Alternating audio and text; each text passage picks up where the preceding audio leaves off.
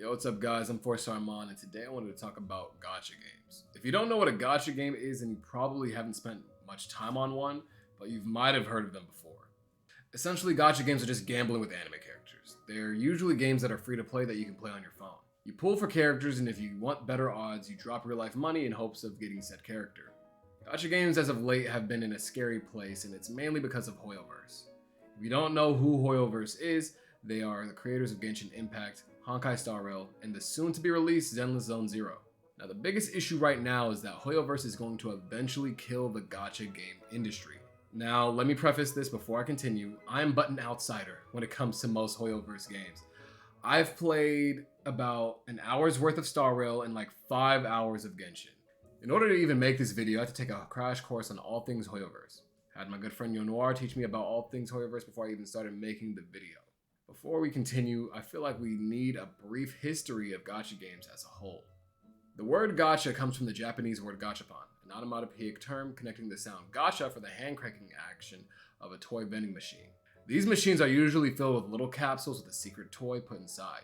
You wouldn't know what you were getting until you bought it already.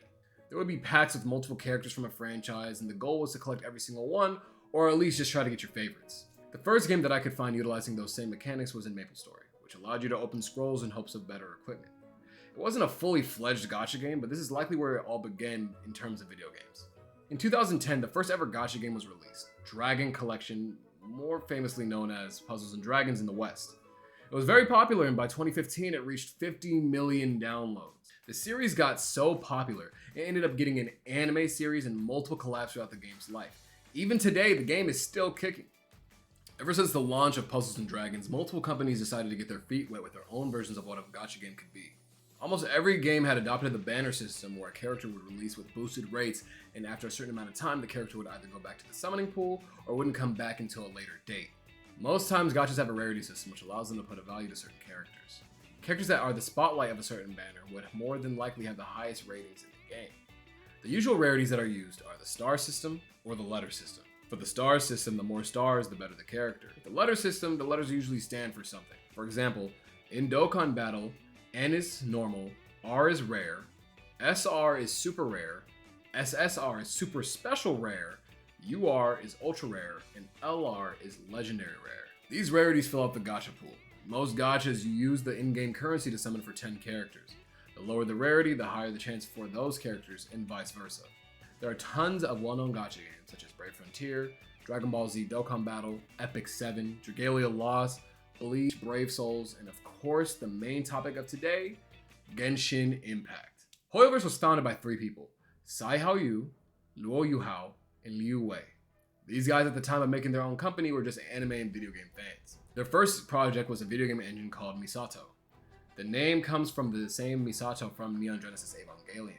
When they finally formed Mihoyo, the original name for their company before they rebranded, they chose the names from 2 of the founders.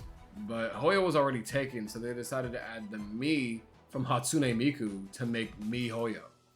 Yeah, I don't know. First game was dubbed Fly Me to the Moon, named after the song sung by Frank Sinatra, which is the official end credits theme for Neon Genesis Evangelion. While they didn't find a lot of success with the game, it featured one of the main protagonists of the Honkai series, Kiana Kaslana. Their next game was Hokai Gakuen, a side-scroller shooter game. This game was actually inspired by High School of the Dead. It wasn't really a full game, more than it was just a bunch of demos or public testing until Hokai Gakuen 2, otherwise known as Gun Girl Z, was released in China, Japan, North America, and Korea as their first commercially released mobile game. They would continue expanding on Hokai Gakuen 2, but faced multiple technical problems, which makes sense when you realize that their team only had 7 people. Honkai Impact 3rd was their next release, and would be their main focus for the next couple of years. It had many recurring characters from the previous games in their series, but notably Kiana Kaslana, Raiden Mei, and Bronya Zeiche.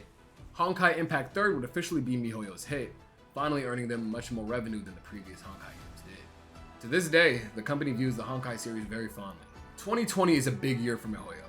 It is the year that Genshin Impact gets released, as well as Tears of Themis. Tears of Themis first gets released in July 2020 in China and August 2020 in Taiwan. It was a romance game with visual novel aspects, card game gacha mechanics, and puzzle aspects. Genshin then gets released worldwide in late September 2020, with everyone and their mother talking about it as one of the most anticipated releases for the year. It was an open world action RPG, primarily single player, although with multiplayer aspects, as well as a focus on obtaining characters and weapons through Gacha. The game had an extensive combat system with 5 weapon types, 7 element types, and plenty of combinations between both aspects.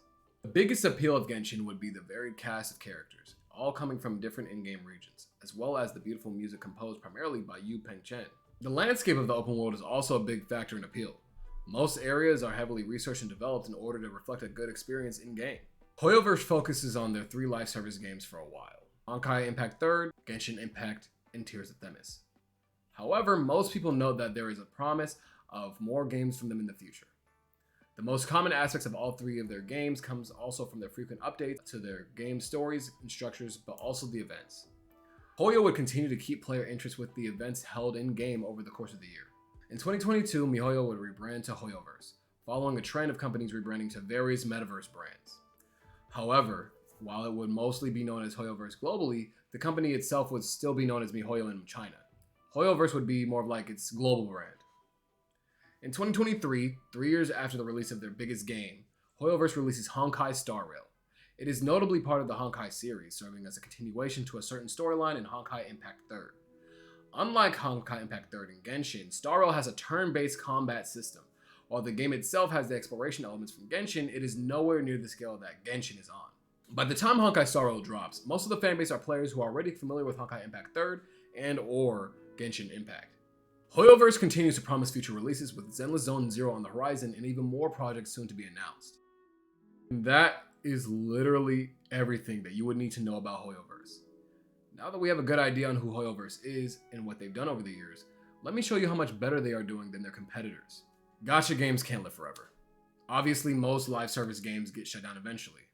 For example, Dragalia Lost was shut down around 3.5 years into its life. Brave Frontier, which was my first gacha game ever, got shut down 9 years in. This happens a lot more than you would think. The most obvious reason for why a gacha would shut down is because it's not making the company that produced it enough money. This is either due to poor management of the game, lack of interest to spend money on currencies from customers, and said customers playing so much that they burn out from the game. A lot of times, gacha will try to pull in newer players by having collabs. Most gacha players know about the Persona 5 meme, where if any gacha collabs with Persona 5, specifically, it's basically over for them. But of course, a lot of collabs aren't necessarily going to guarantee customers to stay. If you put in too many collabs, the price that the company paid for those collabs will eventually catch up with them and eat them alive. In 2023 alone, 110 gacha games got shut down permanently. And to make matters worse, this year we have already 30 confirmed games that will be shut down soon. Most of those games that got shut down have been around for about 4 to 5 years, which to an average consumer might sound pretty decent. But most players don't want their gachas to shut down because of the amount of money and time that they put into them, especially when other gachas are hitting their 10-year marks regularly. The reason why I think all these gachas are shutting down at the same time is because of Hoyoverse. Most gachas are easy to play with just one hand. They won't require too much gameplay and are usually easy to pick up on. But ever since games like Genshin and Honkai hit the scene, the bar was raised exponentially. These games pushed the boundaries of what could be called a gacha. No longer were gachas on mobile phones. They're also on PCs and consoles. I mean, you could play them on your phone, but like, why would you when you have the PC right there? You have your PlayStation right there. It used to be as long as the art for your gacha game was good and the gameplay was easy to understand, your game would be semi-successful in the mobile market. But now that Hoyoverse is constantly hitting new records, those other games get dropped from their old players, and their revenue starts hitting new lows.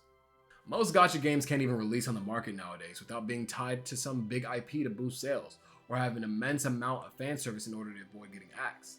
Nowadays, the only gachas that I personally see surviving are the ones that are able to keep their communities and are tied to big IPs. For example, Dragon Ball Z Dokkan Battle is about to hit its 9th anniversary and is still able to make a shit ton of money because most Dragon Ball fans don't really play Hoyoverse games.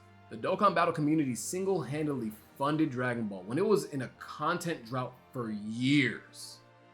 For the past 3 months, both Genshin Impact and Honkai Star Rail have been sitting at the top 5 gacha games in terms of monthly revenue. On a slow month, they'd earn anywhere from $10 to $20 million, and on their highs, they've peaked at around $50 million in 1 month. The only other non-Hoyoverse games that are able to compete is Nikke Goddess of Victory, in Fate Grand Order, and sometimes even Puzzles and Dragons. Like, they're able to actually hit the top 5 spot multiple times.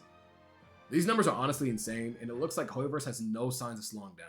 Zenless Zone Zero is coming very soon, and easily looks like the best thing that they've dropped so far due to the animations alone. I'm personally not a Hoyo boy, but this gameplay looks fucking insane for a gacha, and I at least want to try it out once it drops. And if this game does the same amount of numbers as their other games, and they drop more games afterwards with the same quality and like different genres, there will be no way for other games to be able to catch up with them unless they start taking notes. Now I know the title and thumbnail for the video might look like I'm painting Hoyoverse as the bad guys, but in reality, they're simply taking a game style and making the best of it with what they can. Summoning rates aside, the games genuinely look good, and I would not be surprised if they eventually became a household name sometime in the future. Before I leave and I end everything off, I'm gonna leave y'all with some lore. The reason why my name is 4-star Amon is because of the 4 stars that you would get in Fire Emblem Heroes. I was summoned so much in that fucking game, and when the puff up animation came out, it'd just be a fucking 4-star.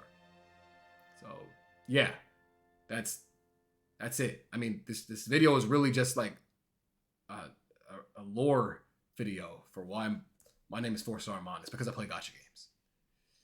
Yeah, so I'm just a 4-star that hasn't been ranked up yet.